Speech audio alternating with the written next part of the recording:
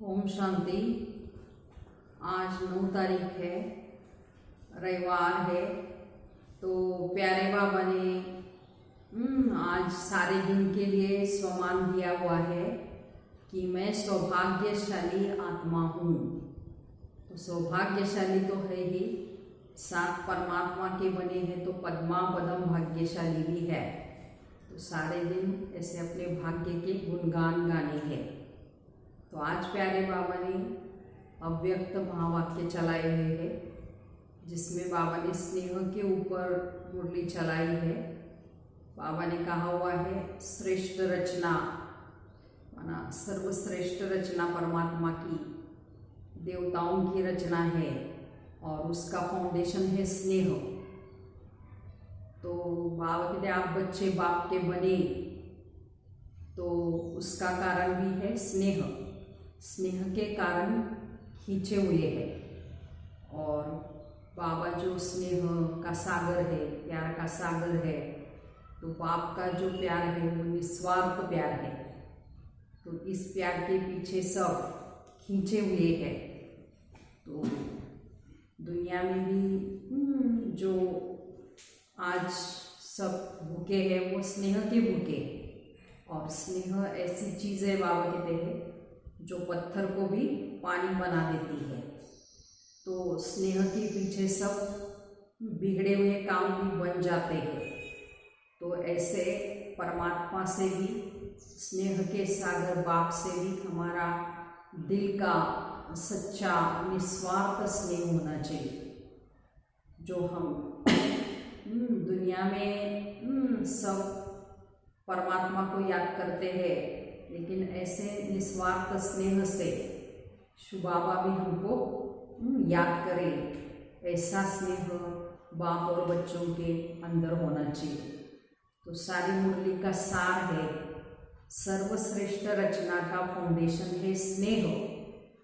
तो आज बाप दादा अपने श्रेष्ठ आत्माओं की रचना को देख हर्षित हो रहे हैं। ये श्रेष्ठ व नई रचना सारे विश्व में सर्वश्रेष्ठ है, तो और अति प्रिय है, क्योंकि पवित्र आत्माओं की रचना है। पवित्र आत्मा होने के कारण अभी बाप दादा को प्रिय हो और अपने राज्य में सर्व के भी प्रिय होंगे। तो द्वापर में भक्तों के भी प्रिय देव आत्माएं बनेंगे। तो इस समय हो परमात्मा प्रिय ब्राह्मण आत्माएं, तो सत्युग त्रेता में होंगे राज्य अधिकारी परम श्रेष्ठ दैवी आत्माएं। और द्वापर से अब कलयुग तक बनते हो पूज्य आत्माएं। तो तीनों में से श्रेष्ठ हो इस समय तो परमात्मा प्रिय ब्राह्मण सो फरिश्ता आत्माएं। तो इस समय की श्रेष्ठता का आधार और सारा कल्प श्रेष्ठ रहते हो। तो देख रहे हो कि इस लास्ट जन्म तक भी आप श्रेष्ठ आत्माओं का भक्त लोग आह्वान कर रहे हैं। तो कितना प्यार से पुकार रहे हैं। जड़ चित्र जानते भी आप श्रेष्ठ आत्माओं की भावनाओं से पूजा करते, भोग लगाते, आरती करते हैं। तो आप डबल विदेशी समझते हो कि हमारे चित्रों की पूजा हो रही है। तो भारत में बाप का कर्तव्य चलता है, इसलिए बाप के साथ आप सबके चित्र भी भारत में ही है। ज़्यादा मंदिर भी भारत में ही बनाते हैं। तो ये नशा तो है ना कि हम भी पूज्य आत्माएं हैं। सेवा के लिए चारों ओर विश्व में बिखर गए। कोई अमेरिका तो कोई अफ्रीका पहुंच गए हैं, लेकिन किस लिए गए? इस समय सेवा के संस्कार, स्नेह के संस्कार है। सेवा की विशेषता ही है स्नेह। तो जब तक ज्ञान के साथ रूहानी स्नेह की अनुभूति नहीं होती तो ज्ञान कोई नहीं सुनेगा। तो आप सब डबल विदेशी बाप के बने तो आप सबका फाउंडेशन क्या रहा? तो बाप का स्नेह, परिवार का स्नेह, दिल का स्नेह, निस्वार्थ स्नेह। तो इतने श्रेष्ठ आत्मा बनाया इसने। तो सेवा का पहला सफलता का स्वरूप हुआ स्नेह। तो जब स्नेह में बाप के बन जाते हो तो फिर कोई भी ज्ञान की पॉइंट सहज ही स्पष्ट हो जाती है। तो स्नेह में नहीं आता, वो सिर्फ ज्ञान को धारण कर आगे बढ़ने में समय भी लेता, मेहनत भी लेता, क्योंकि अपनी वृत्ति क्यों, क्या, ऐसा, कैसे इसमें ज़्यादा चली जाती है। तो बाबा सुना रहे स्नेह न होने के कारण खाली ज्ञान है तो ऐसे क्वेश्चन मार्क आएगा, क्यों, क्या, कैसे, वैसे। लेकिन स्नेह में बाबा कहते हैं जल्दी आगे बढ़ेंगे। तो और स्नेह में जब लवलीन हो जाते हो तो स्नेह के कारण बाप का हर बोल स्नेही लगता है, क्वेश्चन समाप्त हो जाते हैं वहाँ। तो बाप का स्नेह आकर्षित करने के कारण क्वेश्चन करेंगे तो भी समझने के रूप से करेंगे। अनुभवी होना, तो जो प्यार में खो जाते हो तो जिससे प्यार है उनको वो जो बोलेगा उनको वो प्यार ही दिखाई देगा ना। तो सेवा का मूल आधार है बाबा कहते स्नेह। बाप भी सदैव बच्चों को स्नेह से याद करते हैं, स्नेह से बुलाते हैं और स्नेह से ही सर्वात्माओं से पार कराते हैं। तो जो ईश्वरीय जन्म का या ब्राह्मण जन्म का फाउंडेशन है ही बाबा कहते स्नेह। तो स्नेह के फाउंडेशन वाले को कभी भी कोई मुश्किल बात लगेगी ही नहीं। स्नेह के कारण बाबा कहते स्नेह के कारण हमेशा कोई भी बात करने के लिए बाबा कहते उमंग उत्साह रहेगा। जो भी श्रीमद् बाप की है हमें करना ही है, देखेंगे, करेंगे। तो ये स्नेही के लक्षण नहीं। तो बाप ने मेरे प्रति कहा और मुझे करना ही है। तो यह है स्नेही आशिक आत्माओं की स्थिति।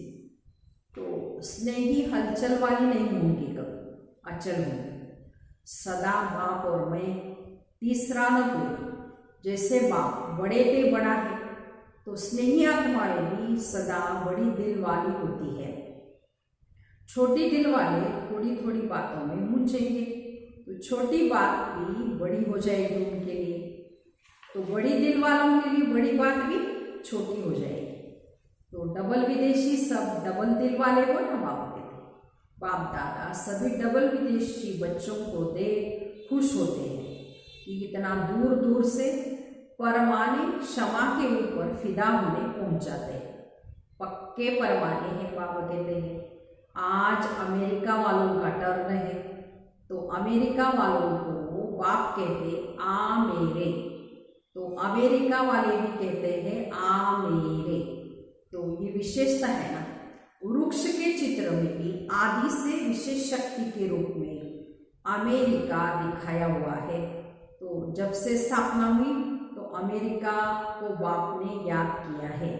विशेष पार्ट है ना। जैसे एक विनाश की शक्ति श्रेष्ठ है, तो दूसरी क्या विशेषता है? विशेषताएं तो स्थान की है, लेकिन अमेरिका की विशेषता ये भी है, एक तरफ विनाश की तैयारियां भी ज़्यादा है और दूसरी तरफ फिर विनाश को समाप्त करने की UN भी वहाँ है। तो एक तरफ विनाश की शक्ति और दूसरे तरफ है सभी को मिलाने की शक्ति, यूनिटी की शक्ति। तो डबल शक्ति हो गई ना।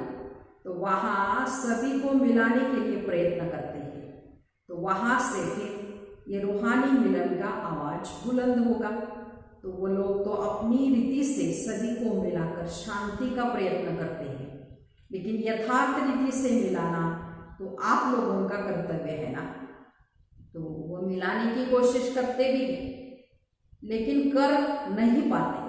वास्तव में सभी धर्म की आत्माओं को एक परिवार में लाना, यह है आप ब्राह्मण आत्माओं का वास्तविक कार्य है ना, बाबा कहते ब्राह्मणों का कार्य है संगठन बनाना। तो ये विशेष करना है, जैसे विनाश की शक्ति वहाँ श्रेष्ठ है, ऐसे स्थापना की शक्ति का आवाज बुलंद हो। विनाश और स्थापना साथ साथ दोनों झंडे लहराए। तो एक साइंस का झंडा और एक साइलेंस का। तो साइंस की शक्ति का प्रभाव और साइलेंस की शक्ति का प्रभाव दोनों जब प्रत्यक्ष हो तब कहेंगे प्रत्यक्षता का झंडा लहराया। जैसे कोई भी वीआईपी किसी भी देश में जाते हैं तो उनका स्वागत करने के लिए झंडा लगा लेते हैं ना, तो अपने देश का भी लगाते हैं और जो आता है उनके देश का भी लगाते हैं। तो परमात्मा अवतरण का भी झंडा लहरावे, परमात्मा कार्य का भी सब स्वागत करे। तो बाप का झंडा कोने कोने में लहरावे, तब कहेंगे विशेष शक्तियों को प्रत्यक्ष किया। तो ये गोल्डन जुबली का वर्ष है, तो गोल्डन सितारा सभी को दिखाई दे। कोई विशेष सितारा आकाश में दिखाई देता है तो सभी का अटेंशन उस तरफ जाता है ना। तो ये गोल्डन चमकता हुआ सितारा सभी की आंखों में, बुद्धि में दिखाई दे, तो ये है गोल्डन जुबली मनाना। तो ये सितारा पहले कहाँ चमकेगा? तो अभी विदेश में अच्छी वृद्धि हो रही है और होनी भी है। तो बाप के बिछड़े हुए बच्चे कोने कोने में जो छिपे हैं वह समय प्रमाण संपर्क पे आ रहे हैं। तो सभी एक दूसरे से सेवा में उमंग उत्साह से आगे बढ़ रहे हैं। हिम्मत से मदद भी बाप की मिल जाती है। ना उम्मीद में भी उम्मीदों के दीपक जग जाते हैं। दुनिया वाले सोचते हैं ये होना असंभव है, बहुत मुश्किल है, और लगन निर्विघ्न बनाकर उड़ता पंछी के समान उड़ाते पहुंचा देती है। डबल उड़ान से पहुंचे हो ना, एक एरोप्लेन और दूसरा बुद्धि का विमान मारते जिससे पहुंच गए। हिम्मत उमंग के पंख जब लग जाते हैं तो जहां भी उड़ना चाहो सहज उड़ सकते हैं। तो बच्चों की हिम्मत पर बाप दादा सदा बच्चों की महिमा करते हैं। हिम्मत रखने से एक से दूसरा दीपक जगते माला बन गई है ना। मोहब्बत से जो मेहनत करते हैं उसका फल बहुत अच्छा निकलता है। ये सभी के सहयोग की विशेषता है। तो कोई भी बात हो, लेकिन पहले दृढ़ता स्नेह का संगठन चाहिए। दो बातें चाहिए बाबा कहते, एक दृढ़ता और दूसरा स्नेह, तब संगठन मजबूत बनेगा। उससे सफलता भी प्रत्यक्ष रूप में दिखाई देती है। दृढ़ता कलराटी जमीन में भी फल पैदा कर सकती है, माना दृढ़ता ही सफलता है बाबा। तो आजकल साइंस वाले देखो रेत में भी फल पैदा करने का प्रयत्न कर रहे हैं। तो साइलेंस की शक्ति क्या नहीं कर सकती। जिस धरती को स्नेह का पानी मिलता है वहाँ फल बड़े भी होते हैं और स्वादिष्ट भी होते हैं। जैसे स्वर्ग में बड़े बड़े फल और टेस्टी भी और अच्छे भी होते हैं।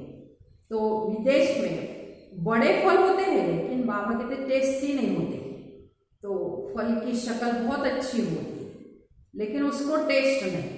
तो भारत में फल छोटे होते हैं लेकिन टेस्ट बहुत अच्छी होती है।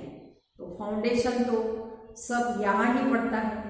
तो जिस सेंटर पर स्नेह का पानी मिलता है वो सेंटर सदा बाबा कहते फलीभूत होता है। तो सेवा में भी और साथियों में भी। स्वर्ग में शुद्ध पानी शुद्ध धरनी होगी तब ऐसे फल मिलते हैं। जहाँ स्नेह है वहाँ वायुमंडल अर्थात धरनी भी श्रेष्ठ होती है। वैसे भी जब कोई डिस्टर्ब होता है तो क्या करते हैं, मुझे और कुछ नहीं चाहिए कहते, सिर्फ स्नेह चाहिए। तो डिस्टर्ब होने से बचने का साधन भी है स्नेह की शक्ति। तो बाप दादा को सबसे बड़ी खुशी इस बात की है खोए हुए बच्चे फिर से आ गए हैं। अगर आप वहां नहीं पहुंचते तो सेवा कैसे होती। इसलिए बिछड़ना भी कल्याणकारी हो गया और मिलना तो भी कल्याणकारी। तो अपने अपने स्थान पर सब अच्छे उमंग से आगे बढ़ रहे हैं और सभी के अंदर एक लक्ष्य है कि बाप दादा की जो एक ही आश है कि सर्वात्माओं को अनाथ से सनात बना दे, यह आश हम पूर्ण करें। तो सभी ने मिलकर जो शांति के लिए विशेष प्रोग्राम बनाया वो भी अच्छा है। कम से कम सभी को थोड़ा साइलेंस पे रहने का अभ्यास कराने के निमित्त बन जाएगी। अगर कोई सही रीति से 1 मिनट भी साइलेंस का अनुभव करे तो बाबा कहते हैं वो 1 मिनट भी साइलेंस का अनुभव बार बार उनको स्वतः ही खींचता रहेगा, क्योंकि सभी को आज क्या चाहिए, शांति चाहिए। बाबा कहते हैं विश्व के अंदर, है ना। तो वो शांति 1 सेकेंड भी 1 मिनट भी वो अनुभव करेंगे तो उस बार बार खींचे, लेकिन विधि नहीं आती, संग नहीं मिलता। तो जबकि शांति प्रिय सब आत्माएं तो है, तो ऐसी आत्माओं को शांति की अनुभूति होने से स्वतः ही वो आकर्षित होते रहेंगे। हर स्थान पर अपने अपने विशेष कार्य करने वाले अच्छी निमित्त बनी हुई श्रेष्ठ आत्माएं हैं। तो कमाल करना कोई बड़ी बात नहीं, आवाज फैलाने का साधन है ही आजकल की विशेष आत्माएं। तो जितना कोई विशेष आत्माएं संपर्क में आती है तो उनके संपर्क से अनेक आत्माओं का कल्याण होता है। एक वीआईपी द्वारा अनेक साधारण आत्माओं का कल्याण हो जाता है। बड़ा एक आदमी आए तो वीआईपी, तो बाकी सभी संबंध में तो नहीं आएंगे, तो अपने धर्म में अपने पाठ में उन को विशेषता का कोई न कोई फल मिल जाता है। तो बाप को पसंद है ही साधारण। बाबा कहते हैं ना, मैं गरीब निवास हूँ, तो बाबा कहते हैं मुझे साधारण आत्मा ही पसंद है। समय भी वही दे सकते हैं, उनको तो समय है ही नहीं। बाबा कहते बड़े बड़े लोगों के पास टाइम भी नहीं, समय भी नहीं है, लेकिन वह हिम्मत वह निमित्त बनते हैं तो फायदा अनेकों को हो जाता है। माना एक बड़े को ज्ञान देंगे तो अनेकों को संदेश मिल जाएगा। बाबा कहते अच्छा मीठे मीठे सिकिलते बच्चों प्रति माता पिता बाप दादा का याद प्यार, गुड मॉर्निंग और नमस्ते। हम रूहानी बच्चों की रूहानी माता पिता बाप दादा को याद प्यार, गुड मॉर्निंग और नमस्ते। हम बनेंगे फरिश्ते।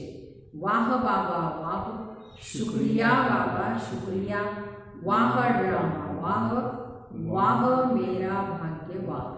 ऐसे सारे दिन अपने भाग्य के गीत गाने हैं। पार्टियों से मुलाकात है।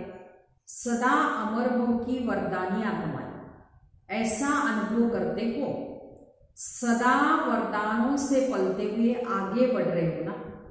तो जिनका बाप से अटूट स्नेह है वह अमर भव के वरदानी सदा बेफिक्र बादशाह है। किसी भी कार्य के निमित्त बनते भी बेफिक्र रहना यही विशेषता है। जैसे बाप निमित्त तो बनाता है, लेकिन निमित्त बनते भी न्यारा है, इसलिए बेफिक्र है। ऐसे फॉलो फादर सदा स्नेह की सेफ्टी से आगे बढ़ते चलो। स्नेह के आधार पर बाप सदा सेफ कर आगे उड़ा के ले जा रहा है। ये भी अटल निश्चय है ना। स्नेह का रूहानी संबंध जुड़ गया। इससे रूहानी संबंध से कितना एक दो के प्रिय हो गए। तो बाप दादा ने माताओं को एक शब्द की बहुत सहज बात बताई। एक शब्द याद करो, वो कौन सा? मेरा बाबा। बस मेरा बाबा कहा और सब खजाने मिल गए। तो ये बाबा शब्द ही सब खजानों की चाबी है। तो माताओं ने चाबियाँ संभालना अच्छा आता है, तो बाप दादा ने भी चाबी दी है। जो खजाना चाहे वो मिल सकता है। तो एक खजाने की चाबी नहीं, सभी खजानों की चाबी है। कौन सा एक शब्द? मेरा बाबा। बस बाबा बाबा करते रहो तो अभी भी बालक सो मालिक और भविष्य में भी मालिक। सदा इसी खुशी में नाचते रहो। अच्छा, आज का मुरली का वरदान है, निश्चय की अखंड रेखा द्वारा नंबर 1 भाग्य बनाने वाले विजय के तिलकधारी भव। विस्तार, जो निश्चय बुद्धि बच्चे हैं वह कभी कैसे व ऐसे के विस्तार में नहीं जाते। उनके निश्चय की अटूट रेखा अन्य आत्माओं को भी स्पष्ट दिखाई देती है। उनके निश्चय की रेखा की लाइन बीच बीच में खंडित नहीं होती। ऐसी रेखा वाले के मस्तक में अर्थात स्मृति में सदा विजय का तिलक नजर आएगा। वे जन्मते ही सेवा की जिम्मेवारी के ताजधारी बनेंगे। सदा ज्ञान रत्नों से खेलने वाले होंगे। सदा याद और खुशी के झूले में झूलते हुए जीवन बिताने वाले होंगे। यही है नंबर 1 भाग्य की रेखा, बाबा ने कहा। तो ऐसे विजय के तिलकधारी भव का सारे दिन के लिए बाबा ने वरदान दिया हुआ है।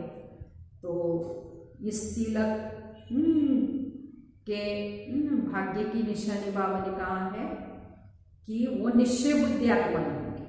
तो अटूट निश्चय होने के कारण बाबा कहते हैं उनके मस्तक से भी ये दिखाई देगा स्पष्ट कि ये निश्चय बुद्धि विजयान आत्माएं हैं। बाबा कहते हैं उनकी रेखा कभी भी खंडित नहीं होगी, तो अखंड होगी। ऐसे बाबा कहते हैं मस्तक में अर्थात स्मृति में सदा विजय का तिलक नजर आएगा उनके, है ना। ऐसे स्मृति कहते हैं सारा दिन हमको रहनी चाहिए। मेरे मस्तक में सदा विजय का तिलक लगा हुआ है। तो बाबा कहते हैं वो हमेशा खुशी में नाचेंगे, ज्ञान रत्नों से खेलते रहेंगे और हर जिम्मेवारी को एकदम हल्का होके बेफिक्र बादशाह होके निभाएंगे। ऐसे नंबर 1 ये भाग्य की रेखा विजय की रेखा होगी। बाबा स्लोगन है तो बुद्धि रूपी कंप्यूटर में फुल स्टॉप की मात्रा आना माना, प्रसन्न चित्त रहना। ओम शांति।